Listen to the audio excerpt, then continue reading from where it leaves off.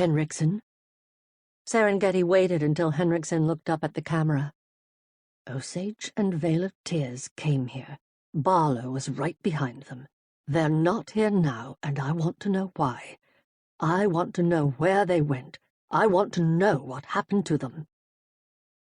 She dropped the calm, serene tones and let the anger show through in her voice. Henriksen cocked his head to one side, giving the camera a considering look. And then he nodded, just once, and looked away, barking orders at comms. "Kusakov?" "Aye, sir." Kusakov's muffled response came from somewhere beneath the comms station. He extracted himself and climbed to his feet, slipping a multi-tool surreptitiously into his pocket. He'd obviously been fiddling with something. He always was in his spare time, insisting Serengeti's comms package and language routines needed improvement. Serengeti didn't like people messing with her systems, and Henriksen knew it. "For the love of God, Kusakov, stop messing with the equipment." "Yes, sir. Sorry, sir." The automatic response accompanied by a mischievous, most definitely not sorry smile. "Cut the shit, Kusakov." Kusakov's smile withered, sobering up quickly under Henriksen's withering gaze. "Sorry, sir," he said, doing his best to sound sincere. "You are that, Kusakov. Now, if you're done screwing with Serengeti systems, maybe you could actually do your fucking job." Henriksen didn't swear often. Well, he used damn a lot, but that really didn't count. So when he did, it got the crew's attention. Fast. "Aye, sir." Kusakov saluted smartly, all business now. He reached for the cables dangling from his station, jacking relays into the ports in his wrists and neck, grabbing the comms visor from the panel where he'd set it and slipping it over his eyes. He was interesting, this one. Arrogant, cocky as hell. And yet one of the brightest human minds Serengeti had come across in her travels. She wasn't quite sure if she liked Kusakov, but she respected him. She just hoped he never figured it out. If he did, she'd never hear the end of it. That was Elizabeth Wiley narrating Serengeti by J.B. Rockwell. Liz is an award-winning narrator experienced in a wide range of audiobook genres, including both historical and literary fiction, as well as biography and memoir. She is often sought out for her agility with dialects, rich character work, and facility with complex language. Liz is also Professor Emerita of the College of William and Mary, where she taught acting, voice and speech, dialects, physical theater, and Shakespeare performance. Elizabeth Wiley, welcome to Serving the Story. Thank you, Stephen. What an honored welcome that was. Fabulous. Yeah, I really enjoyed Serengeti. I was actually working on a different piece in a related genre at the time, and I really feel like realizing afterward that a lot of my choices were really kind of influenced by having paid attention to the work you were doing, because, character in non-sentient beings is a weird thing to think about. Yes, it is. Well, I'm flattered that that gave you some positive modeling or whatever to go off of. Yeah, Serengeti, and I don't do a lot of science fiction. I've done some short story collections, and then the 2 by J.B. Rockwell, or no, 3 by J.B. Rockwell. It's been, and that one is 6 Yeah. years ago, so it's like, oh, I haven't heard that in a long time. Oh my gosh. Yeah, Serengeti is the name of the sentient ship, Yeah. and she definitely has emotional content, as we heard at the beginning. It's like usually she stays calm, and it's her job to keep everyone else calm, but you could hear her anger coming through as things were getting urgent. Wow. That's very interesting. Yeah, it was like, what I think I kind of took away from the whole thing, and what I was it started to feel like doing mask work, right? And Right. it's not even quite that, because when you're really doing mask work theatrically, you bring the mask up and the mask becomes a filter and you are moving through the filter. But weirdly, what I kind of took away and I brought to this intelligence and work that I was doing was the idea that the character is built in that mask. It is this thing that is outside and you are still moving through it. And I think that that's really difficult to do in this place where it's all being done by voice. I really appreciate your analogy of working with mask. This very still structure, this piece, once the actor puts it on, it does take on a life. And the audience really does witness, take in what they interpret from it. But it's also how the actor is moving and enlivening that mask. So, what is the mask here? Is the mask has to be the voice, or we're thinking of, oh, the mask is the artificial intelligence feature of it.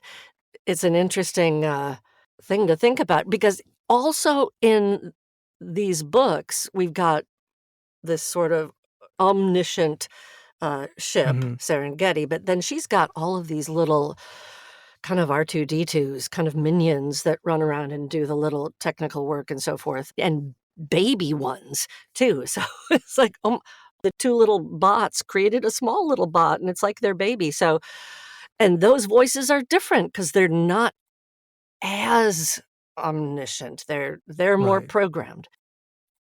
And yet, in the way that she wrote it, those little beings have just as much investment emotionally in their little world. So it's yeah, there's so many layers here, Yeah. Stephen. Ugh. And there's also the weird thing about how the limits of body change when you are not an individual being. Where is consciousness? Where am I centrally? Where is the equivalent of my toe? Is even becomes a different kind of perspective when you're doing something like this. And I mean, I enjoy this, I think, even more than that when you're dealing in science fiction with an alien species, where Mm. the grammar might be different or things like along those sorts. I really enjoy the idea of the point of view shifting into something so alien that it's non-biological. And you know what? Just as you were saying about where is my toe, that sparked in me, oh my gosh, I really do think about when I am an embodied being, be it human or non human, but with Mhm. a body, I do think about the body, even as I'm just recording the voice. We talked about Kusakov tucked under the desk, under the console, doing things, and then he, even as the narrative is describing him, and then I'm thinking about my body being crunched up and getting up from under the console and having that smile that sort of withers. And all of those physical things are part of the back burner that's informing everything. But you're right. When I voiced Serengeti, it was all in my head. Yeah. There's this Wow. weird disembodied feeling. And yeah, right. I mean, I'm listening, and for me, it becomes every time I'm listening to an audiobook, it becomes a class, right? And Mm. I choose as much on story and author as I do on narrator. And it becomes that thing where, I mean, I remember going to see big deal movies with a bunch of other people I was in acting class with, and that Mm. was always a plus and a negative because you can't enjoy the movie if you're being surrounded by people looking up at an acting choice on the screen and having a reaction to the acting choice, you know? Yeah, yeah, So it becomes a yeah. whole different kind of experience there. But, yeah, I had listened to this and I had really enjoyed it, and then suddenly I found myself in the middle of a series with a sentient computer going, "Okay, this is an interesting thing," and I found that same sort of moment, like going, "This feels different to do." But you were talking about body and awareness, and so we all tend to work in these little boxes, little padded rooms where we're talking to ourselves. And do you record Mhm. standing up or sitting down? Usually, most of the time I'm sitting down. Every once in a while, I think, I should stand up. And then I have an adjustable desk in here. And then I get out my little squishy pad to stand on and I adjust it. And I got the adjustable desk thinking, oh, I'll do an hour standing, an hour sitting, an hour. And, that's just a lot of, yeah, I mostly Right. sit. So with the fact Yeah. that we're doing this focused, really long form, that we're doing this sort of marathon of voiceover, really. I mean, if we think about commercial work as that sprint, this is really sort of that relay, not even relay race because we're alone. This is that marathon piece. Marathon, What do you yeah. do? I mean, I know that physicality helps me with character, but the acting isn't purely vocal. How do you wind up working with your body when we're working in such a small space? I absolutely do work with my body. And let me try to explain it. Overtly, I do make a lot of hand gestures, and sometimes I have to go back and say, "Oh, I thought that shirt was a silent shirt, but maybe I should go change into," you know. Yeah. Um, I use my hands a lot to help, if especially if the character Mhm. or no, no, no. Here, okay, I'm backing up. I am doing this incredibly dense 100,000 years of Poland history right now, Mhm. learning everything about the Polish language. So I'm not even talking character right now, just I'm talking these dense Mhm. paragraphs that I have to think about, okay, over to the east and then the north-south trade route, and it helps me to communicate the structure of thought when I use my hands. So, now I'm gonna go to This character. is probably the core question, isn't it? This is like, where does character begin for you? Because that is such a personal choice actor-wise. Yeah. Yeah. Where does it begin? I'm not even gonna answer that question yet. Because I mean, but, because there are so many different answers, even for one Right. actor, there's many different answers actually for me, but I would say the physicalization starts internally. I would say it's sort of a vertical line just in front of the spine. So kind of right down the center of my body. So that whatever is going on, Mhm. say emotionally for the character, there's some internal muscle movements that happen and it might manifest invisibly to someone looking at me, but I feel it in a tightening of the right shoulder or in the gut or in the way my feet are resting on the Mhm. floor. And then I have to be conscientious as a performer of letting those things go when I'm not voicing the character, when I'm in the breathing space or when I'm in the narrator space. I do use my face a lot. Mhm. And and so going back to our mask discussion, um, whenever I was working with mask, it would be hard for me to disengage my face and just use my body. I mean, I don't think I would use my face instead of my body, but I'm a very facial, emotional, expressive person. Mhm. I would not be a good poker player at all. Yeah. One thing Yeah. you said at the beginning there was whether or not the listener hears it, that there's this piece for you, and I think that's something that, it's like we have to do a lot to get into this place where the reality is with us in whatever way we look at that, regardless of whether we're talking method or whatever, where the reality comes from. We have to get to a place where there's something that is very real for us about the story as we're relaying it, as we are Mhm. narrating it. And really, a lot of what you're talking about are the pieces that feel like they need to feed that fire for you, for that healthy flame of the narrative to be able to be Mhm. received through the narration. It's like these are the bits of kindling for that fire. Yeah. It's not just, "Oh, I'm playing someone who, ran away from home." Of course, it's not about, "Well, let's think about the time that I ran away from home." Well, no, you're not gonna have all the same exact experiences of everybody you play, but you find the parallel. And so, for a beginning actor, yeah, let's find a parallel to needing to leave a situation so badly that you just become reckless and after a certain amount of time, after some training, after thinking about performance experience, and certainly by the time you're Mhm. our age, you don't need to iterate those parallels as much, you just know they're there, right? So that when I am reading a character who feels trapped by her job and her situation and she can't, she feels like she needs to stand up for herself. I might not ever have been in that kind of job or that kind of environment exactly, but I don't have to think, I don't have to dig Right. up what is that parallel? I just go, "Oh, yeah, that feeling of and it can be an absolutely not absolutely, it can be almost an Mhm. abstraction of in that parallel, that feeling trapped in a job and I need to stand up for myself. That can almost become a sense of physicalized feeling trapped, like these walls are closing in on me and I need to stand up for myself.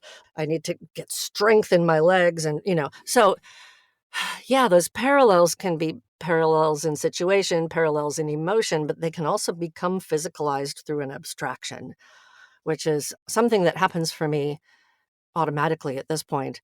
So I'll just tag onto this for a minute, Mhm. and I hope I'm not derailing No, your no, no, no. line I of just questions wanna for a second.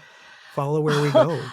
I just remember when it was my first year of grad school at University of Minnesota, and we were paired with some company actors from the Guthrie who were our mentors. And I was fortunate enough to get paired with Claudia Wilkins, who is just a dame of the Twin Cities theater and marvelous. And I remember her working on maybe a monologue or a scene with me and giving me feedback. And I remember thinking, and I went to grad school like almost right after college. So I was very young in my growth at that Mhm. point.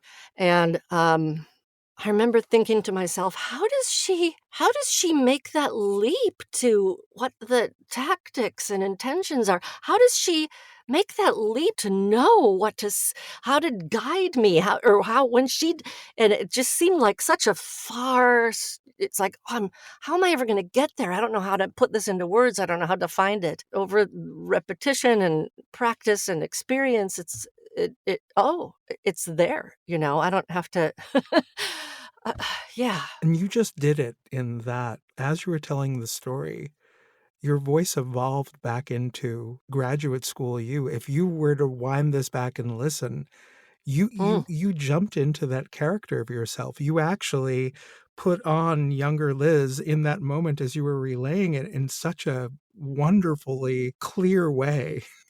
Oh, I'm glad you observed that. Wow. Huh. Well, I mean, because Yeah. it's pointing out what you're saying, that at this point, there's a lot of things that are happening by instinct, Yeah. which can be difficult to, like, deconstruct the what and the why. And I've brought this up when I've talked to other people about things. There's a Sanford Meisner quote where he gets asked, "How long does it take to become an actor?" And he says, "20 years." Uh-huh. Right? And the whole point is you Yeah. have to live your life and you have to keep doing this work until you're not thinking about it anymore. I Right. mean, when you were Right. describing that complexity, I was thinking about watching a musician play at the Blue Note in New York, in addition to just really loving the music, just watching fingers that have the instinctual knowledge of where they need to move next and knowing that there isn't a conscious moment, that is controlling that. Yes, it gets into this. I would have to dust off a lot of rust on my piano playing to get back to those days of having something memorized and you just sit down and play it without even thinking. But that's exactly, it just becomes part of your cells, your muscles. It's just there. Right. So Yeah. when you're working with a young actor and you're working with sense memory, as you were talking about earlier, I always feel like there's this trap when people sort of see that as the end instead of the beginning, Mm. you know, that it becomes incredibly important when you don't have those points of view, those points of reference to spend time trying to build them. And both you and I have done a fair amount of World War II audiobook recording. And Yes. those can be really difficult to bring home at the end of the day to Oh, boy. family. Right. Yeah. And so you have to like develop these ways of leaving those things in the booth or Mhm. transitioning so that you can then be yourself with your family and then put back on the heavy cloak of the work that you're doing or whatever your personal metaphor is to get yourself back into it. Mhm. Yeah, that's essential, and even from an approach to acting, I think that's essential too. As much as I might really appreciate the performance of an actor who goes all Mhm, in, I'm aware that my ex, David, had a small role and did some fight choreography for the movie Lincoln mhm, with Daniel Day-Lewis, and he said, "Oh, yeah, Daniel Day-Lewis, he was Lincoln mhm, 24/7." You could not address him as Mr. Day-Lewis, it was Mr. President, mhm. even during, breaks and lunchtime, and he was never out of character, and that works for him. That is great for him. I couldn't do it, and I'm not bringing in those big bucks either, I suppose, but, but, a person's gotta have a life. You have to take care of yourself. We can't walk around carrying all of the stuff that our characters carry, or we just put ourselves into a state of disease. Disease and dis-ease, both ways of actually taking that. Exactly, So, I exactly. mean, when you're dealing with particularly heavy material, do you have a way that you work into it and work out of it? Working into it, warming up, cooling down, not just physically and vocally, but also in terms of getting my focus together. And of course, a lot of times, I think with audiobook narrators, we kind of use the first page as Mhm. our getting into our focus, and then going back and going, oh, okay, wait. Here I am. Let me start again. Maybe that gets the focus. If you allow yourself to really be present in the story, or in the text, whatever it is, which is what we all want to do to get into that flow, that Mhm. zone, then the author takes you to that place and you ride with it. To get out of that place, it's taking a booth break. It's standing up, shaking it out, allowing yourself some deep breaths, some replenishing drinks of water, a little walk around. Yeah, you shake it out and then focus on the next task. Or focus on the birds outside in the trees and going out to get the mail. It's a matter of giving yourself fresh incoming elements to take your focus. In fiction, I'm out of the booth probably at least between chapters. Sometimes if a chapter can be difficult or incredibly long, I will find a place where it feels like, we've reached some sort of plateau, so I'm going to take the break here because I never like to break in the place where tension is building up or payoff is happening. Right. No, you have to ride that Yeah, it's tide. like trying to find where the commercial break would be. And Exactly. saying, all right, so here, this is this place where I'm going to take this time out. Often for me, those times outside the booth are physically silent. I'm not speaking, but that's when the director brain will kick in and I will have that director actor check in with myself, trying to Mhm. figure out where it's going. Do I feel like I need to back up a little bit? Have I been in it to this point? Mhm. That Mhm. whole managing of the different hats that we need to do, that whole juggling act. How is that for you in the moment when you're recording? It actually, that too, I've come to a place where I feel like I have those instincts at hand. If I were, how many decades ago as a young actor, I might have felt a lot more at sea and less sure of my choices. Out of all of the books that I've recorded, I think 3 have been directed. So I love having a director, but, most of the time I don't, and I've come to really trust and depend upon, the choices that I have brought. And every once in a while, there's, a choice that you're making and you're thinking, "Oh, yeah, I wish I had an outside ear to," I wonder how that sounds, and then sometimes you look back on a recording and think, "Oh, I shouldn't have gone that direct." Most of the time, though, I feel really good about my choices. And even sometimes when I've made a choice that I think, "Oh, that voice was too young for that Mhm. character," and then the author or the producer will come back and say, "Oh, I loved what you did with that. That was great." It's like, "Oh, okay, that worked. That worked." So, sometimes we are our own toughest Oh, we critics definitely are. too. I mean, we are there micromanaging inside the moment. I mean, I can't even imagine what it might be watching a movie and being inside Gene Hackman's head while you're watching him up on the screen, for example. The internal dialogue there would be incredibly interesting, but it's not the movie. At that point, it's the actor. Right. And now that I've said that, I don't know why Gene Hackman was the actor who came out, but I must need to watch a Gene Hackman movie, I'm guessing. I love that Gene Hackman Yeah, came up. no idea why. But so you're there in that moment. Often when, for me, it feels like the imperfections of recording an audiobook, for me, make it feel more like a stage performance than TV movie work, where if the performance was fluid and felt good, even if I feel like, as long as I don't feel like I made a choice that is painting me into a corner, I will stick Mhm. with that choice the same way that I would thinking, well, that was Thursday night, Friday night, I'll come back and the energy might be in a different place. And, my on-stage performance will be slightly different. I know people who will go back and act really like that cinematographer and need to have each moment completely perfect. And sometimes I feel like we have this battle between trying to find the perfection of the performance versus the reality of the performance. Oh, right. It's the same kind of comparison between long form narration, like we're doing, and doing a short spot. Like if someone says, let's use one from the Brady Bunch and Shakespeare, who goes there? If you just had that phrase to record, who goes there? Who goes there? Who goes there? Yeah, I mean, you would do it,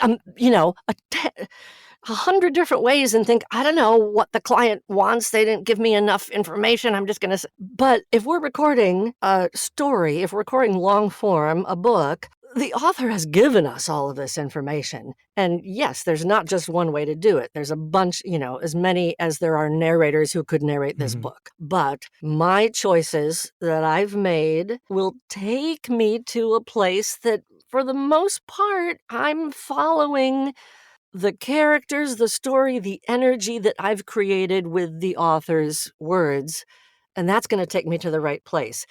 Do I go back and say, "Oh," I mean, yeah, I go back now and then, but I definitely don't think I have to hit every phrase perfectly because there is no perfect. Yeah, I totally get you on we're in this live performance, if you will, and it has a life. And as a whole, it will speak what it needs Yeah, to. so as opposed to that ideal of the performance, and I realize that I'm almost waxing classical philosophical as we're talking about like what is the ideal performance versus here's this thing. That's one part of it. I think the other part of it is if that who goes there line is a point of view character or a character who's close to the point of view character, you have a lot of information versus, your characters are, all the characters in your party come up to a gate and this character who we're only going to have for this scene says who goes there. If that is Yeah. all we have, we don't need that character's full life story in order to get to No. that particular moment and have that work. Can you imagine if we had to get everybody's full life story? We'd never get a book done. But there has to be something instinctual. Is this a guard? We're going into this a little bit. Is this a guard who's like, okay, kid, you're on. You're a man now. Go. It's like, oh my God, I've never taken this shift by myself before. Who goes there? I mean, Right, so right. maybe there's something, but Right. I mean, but you would get that from the tone and the sense of the book. You yeah. definitely have prepped, so therefore you know if they come back and encounter this guard again, if there's any reason why you need to do something that is more distinctive for it, you'll pull that out and do it. I have run into, though, with the number of people who have been finding their way into audiobooks recently, who've been working professionally in other things, whether it's equity people who are like, stage work has gotten really difficult since COVID, or Mhm. whatever, where they're coming in, Mhm. where they're Mhm. not used to needing to be the entire book. I have Right. seen this sort of like, I don't feel like I know the characters well enough to do the story service. And I think that Mm, it's an interesting point, and it's something that we're tending to do. And I'm wondering about, I don't think it's a special set of skills as much as it's a different understanding of the work, right. being the character versus being the story. Right. Absolutely. Because we being the story.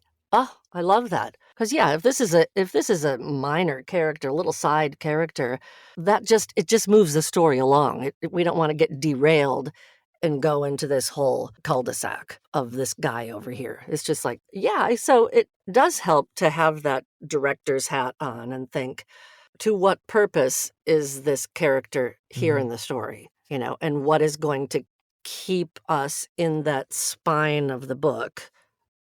I mean, Yeah, you know no, what I mean. I know exactly where you're um, going. yeah, rather than there is no such thing as a small role. That's a different thing for all the members of your cast that you're working with on stage. The more full life, the more three-dimensional all of the people are on stage, the richer your story. But we are the narrator, and so we've got to just take that If story a former forward. student of yours were to have come up to you in the last year or two, and basically with that sort of a thing, so with the world changing so much and me seeing that you've been doing this work, what do you say to somebody who has trained in stage about what they should be aware of as they are about to attempt to make this shift into working in narration? It's almost like I'm asking you to be Polonius in that moment. Right. I And I know. realized after it came out of my mouth how heavy that question was.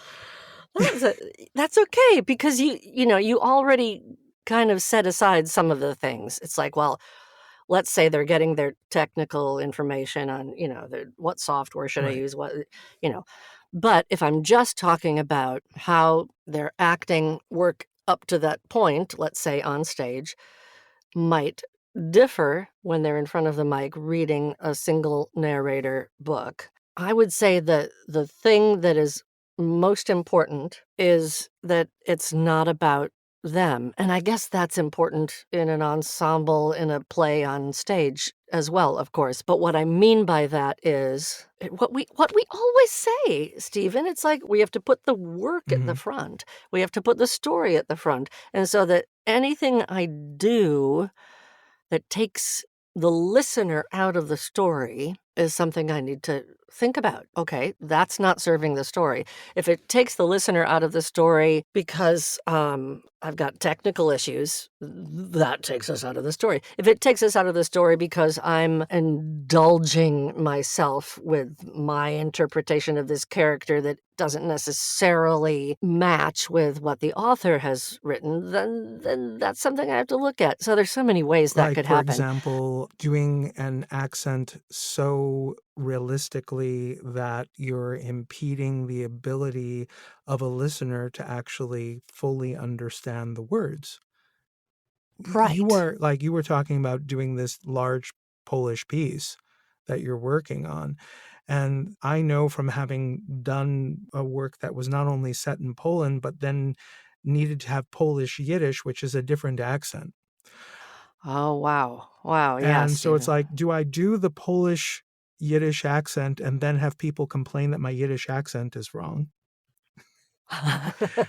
Or do I do the generic Yiddish accent, which is not generic, it's actually Northwestern European as opposed to Southwestern Mhm. European? Because, Mhm. just Yiddish is Spanglish. It's the standardization depends upon the other languages that are around it. Do I do that Right. Polish Yiddish because it's the accurate one to do for this moment? Or do I do the one that's going to be more accessible?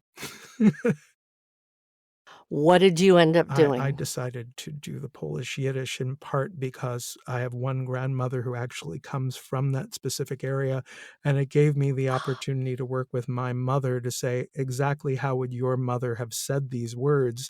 I ran that by and decided to do that, and yeah, there are definitely I people love it. complaining Yeah. about the gems for me are the ones in that story where there are people say things like the narrator went out of his way to do the specific accent.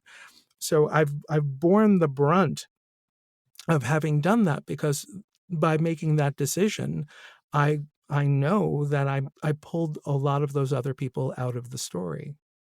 I think I made the choice as an actor that wasn't the choice that better served the story. I think possibly doing those accents lighter and not that distinctly might have pulled less people out of the dramatic moment.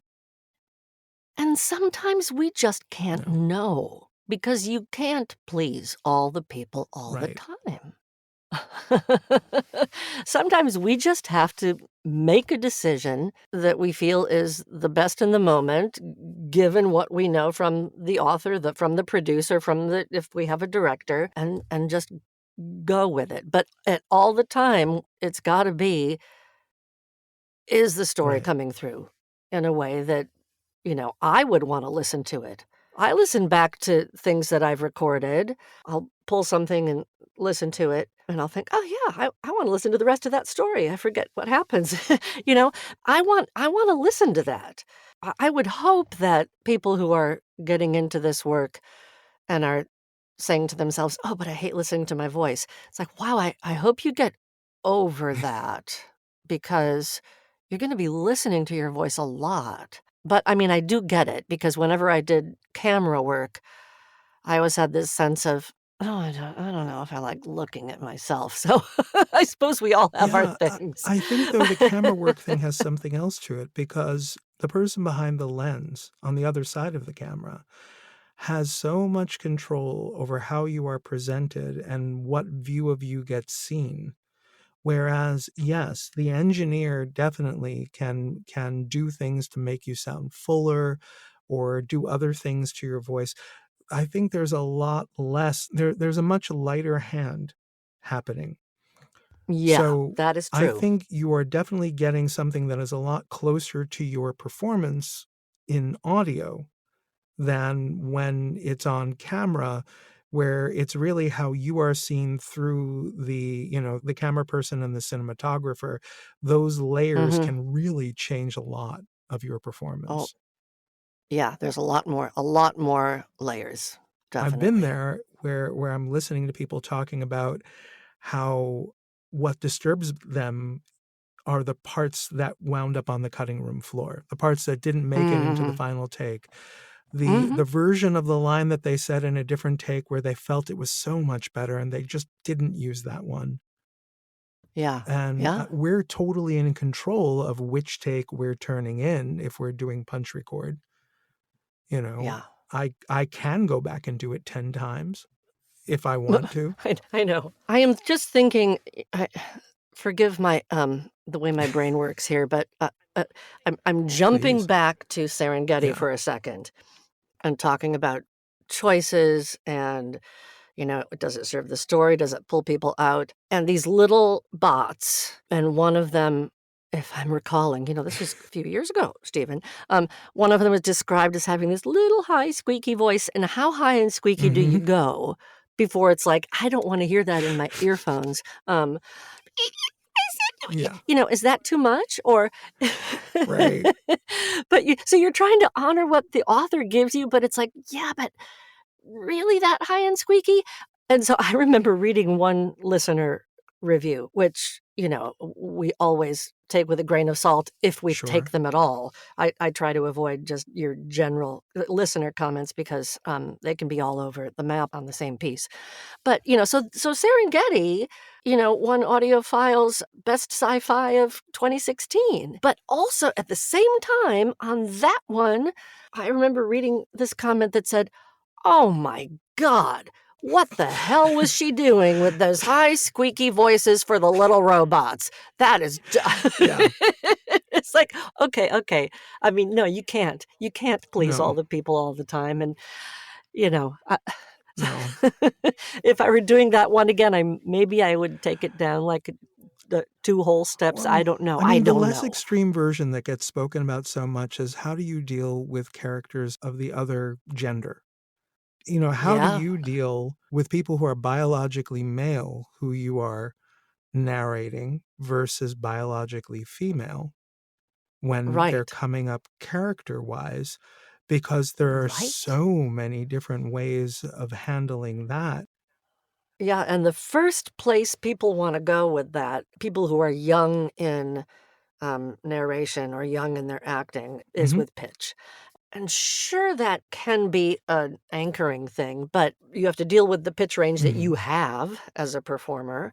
I've always been an mhm. alto and I have this depth of sound, but I can sing soprano if I need to. But you have to look at all the different musicalities all the phrasings and the rhythms and all the different qualities that can go into a voice. But what I want to I think add is that it depends a lot on what's happening around that character's voice in the Mhm. script. If I have a woman who I want to voice pretty close to where I am, but I'm going to give her a little more of an authoritative sound, and she's a police chief or something, and then this man comes in. Does he have to be lower than No, he doesn't have to be lower than her. I don't know, he's gonna have the qualities that I was just coming around the corner and this guy came Right. running up to me so automatically I'm putting in a little my go-to, and I will admit this is a Mhm. confession. I put a little gravel in, probably more often than I need to with men. So there's my My tenor is confession. close enough to your alto that you and I, if we were singing in a choir, might actually be assigned the same notes to sing. Yeah, And so yeah, often, when I've got enough characters, I will try to find one woman who I will pitch lower than my mhm, speaking voice, where I will usually have the main right, character. And I don't do that arbitrarily. I think about what that tends to imply to a listener if a woman's voice yes, has that depth to it. It has that red wine, has that texture in there. What does that imply?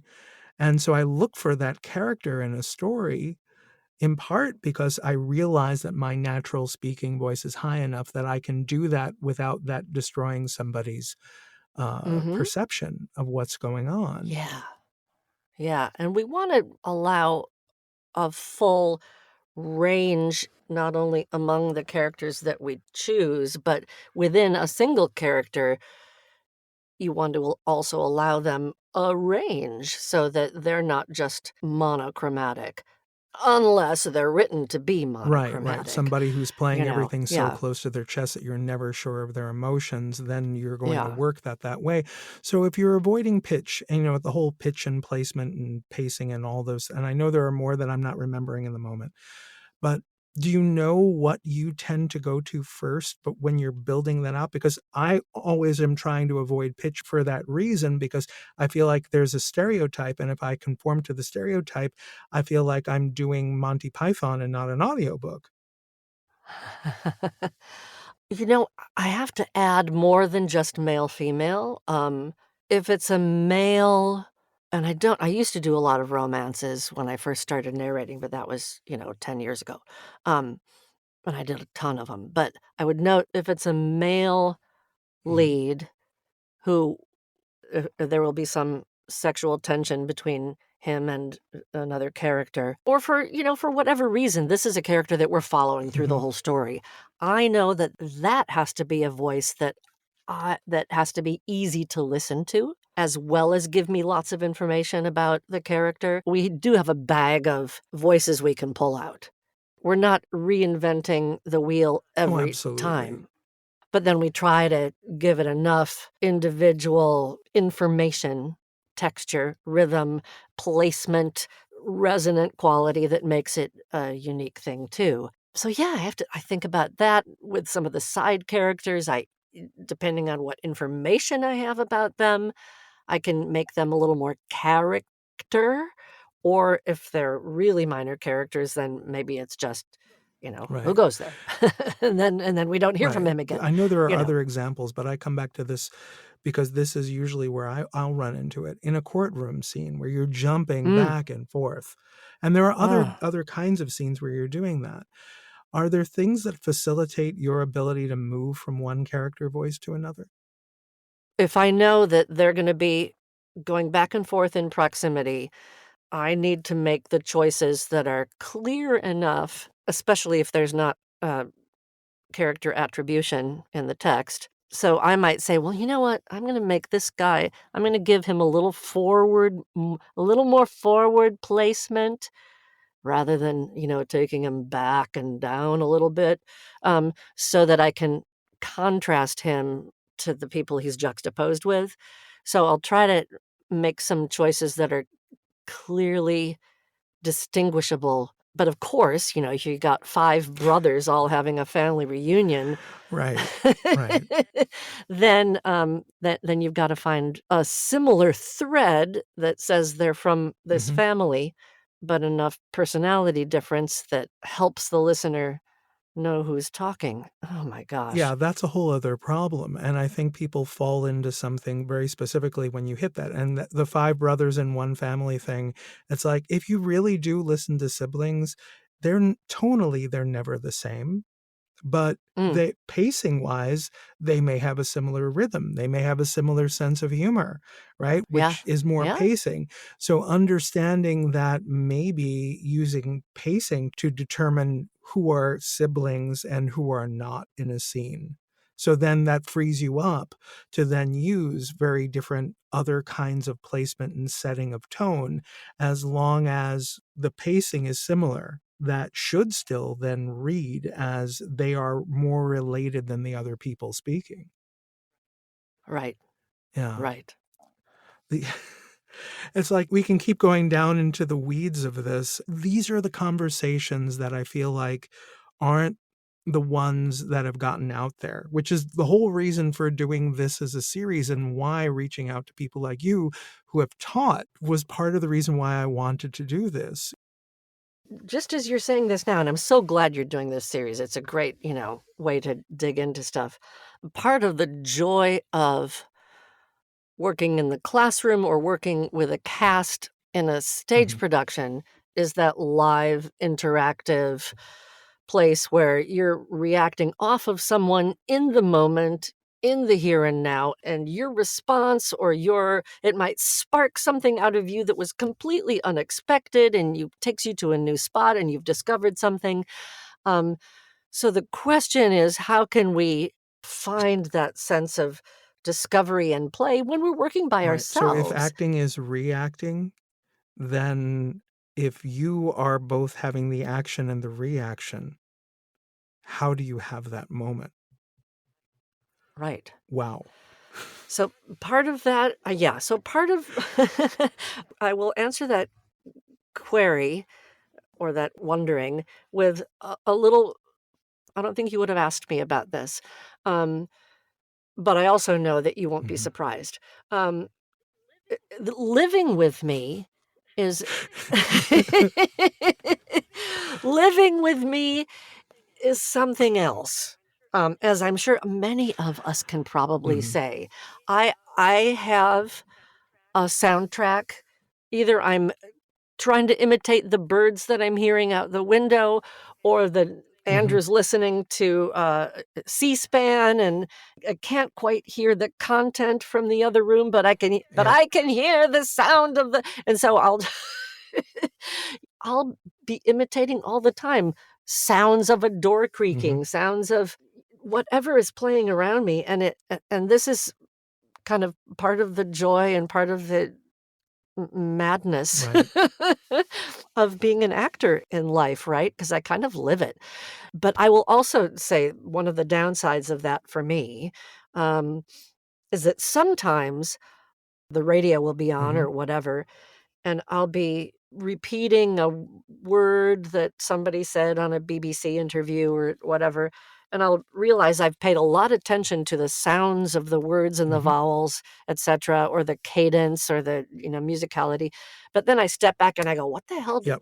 What were they talking about?" I zoomed in too far, Yep. and I have to remember to zoom out again. Yeah, I've gotten called on that. So back in the day when my daughter was younger, driving her to school, if the BBC was on, Olivia would look at me because she would know that if Leila Fadl or one of the other, people was reporting from somewhere was going to start talking, or if somebody was going to say a place name, I was going to say the place name back, or whatever was going Yep. on when it was in whatever the language was. And the few times I didn't do it, she would like, the hands would go up in the, the gesture, why not this time? So yeah, Yes, you get yes. called on those things, but you're right. You need to do them sort of in that very same way that a musician watching somebody else play their, the instrument they know, is watching and listening in a different way. Yeah. Yeah. Kathy, my Hmm. kid's stepmom, is a drummer, and, very subconsciously, she won't even be thinking about it. She'll be listening and to something or sitting at the table or whatever, and she'll be drumming Hmm. with her hands, a complicated drum rhythm. That's where it's in her muscle memory. She Hmm. and she's carrying on a conversation at the same time. So, yeah, it depends on where our focus is in life and also kind of and we got there because of some way that our brain works, the way that we process the sound. Yeah. Yeah, it's fascinating. It comes back to this actorly perspective, and then the challenge in an audiobook being different from the challenge in a role, because when you can commit 100% to the role is when everyone else around you is committing 100% to their role, and then it is the job of the director and the other people to keep all of that in balance to make it something cohesive. When you are every Mhm. character in the story, that's a different thing. And I mean, is this different for you when you are not the only narrator on a project, whether it's a dual narrator or something different than that? Is it a different experience when you're sharing that within one story? I'm just finishing prepping a book that has, 5 Hmm. narrators, but all of our chapters are Hmm. separate from each other. I have yet to do a duet Right. kind of narration where we're, going back and forth in the same chapter. So, if the character who I am in this, Hmm. 5-person book, and I'm doing all of, Lisa's chapters, let's say, um, I still have to know what my relationships are. Of course, I Hmm. have to read the whole book, but I have to get a sense of if I were going to narrate this whole book, what are all these people like? And sometimes we get to hear what the other narrators are doing, a little Hmm. sample anyway, and sometimes we don't. And we just have to do our best to work with what the author has given us. I actually just a little earlier did a book where there's 3 characters who have chapters, named after them, and I did 2 of the 3. I did a, middle-aged woman and I did Hmm. an older woman. And so that was interesting where I had 2 of the characters and then, the other one was a male.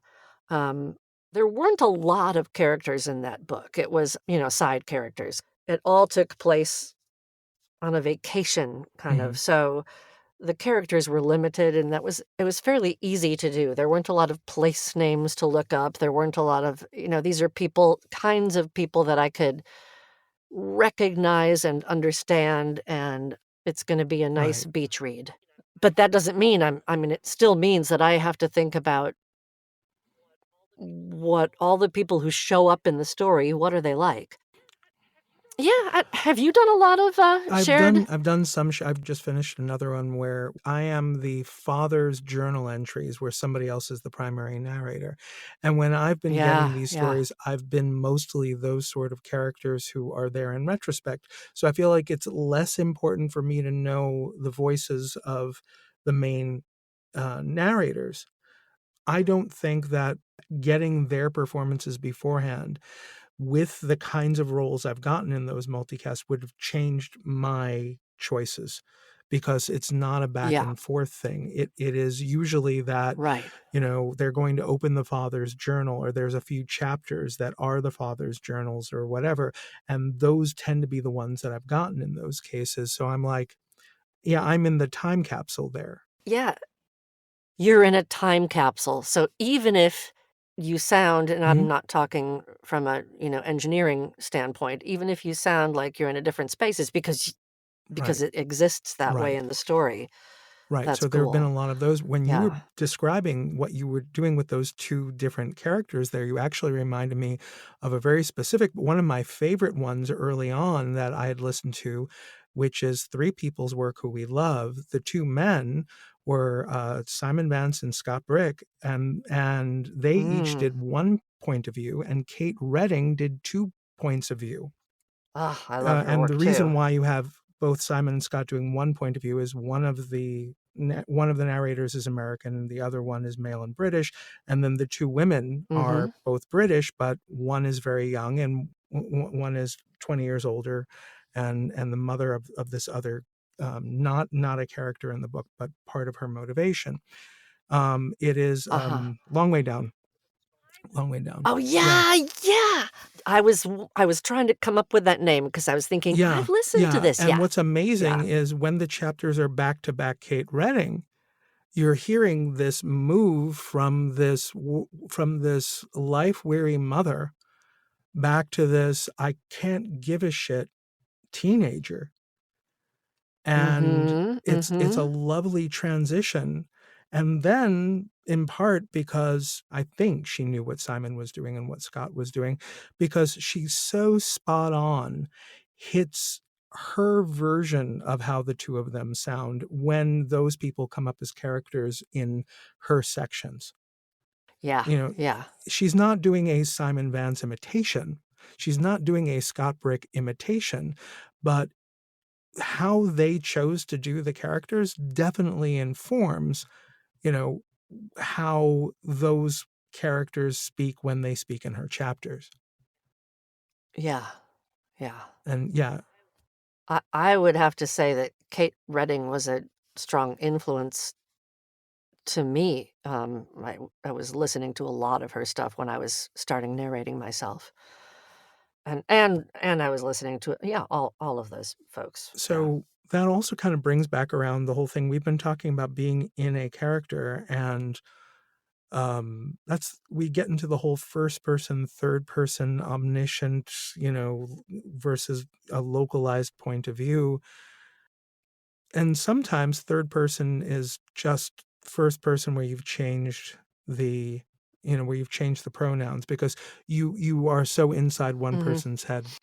But when it's not that kind of third person, does it feel different for you to do something from the I did this, I did that versus the she did this, he did that, when it really is that pulled back point of view that is sort of seeing things? Does it feel different to approach those works? Oh, that's a really good question. Um, Not really, because I mean, we can Mhm, tell when it's still coming from the viewpoint of mhm, the character, you know, whose chapter it mhm, is, say. How do I put this into words? I think the best narration uses that mhm. narrator voice for in the moment discovery, as well as a character actually speaking in the story. If it serves, not that I'm thrusting it in there where it doesn't belong. You know, she walked up the front walk and reached out her Mhm. hand and rang the doorbell.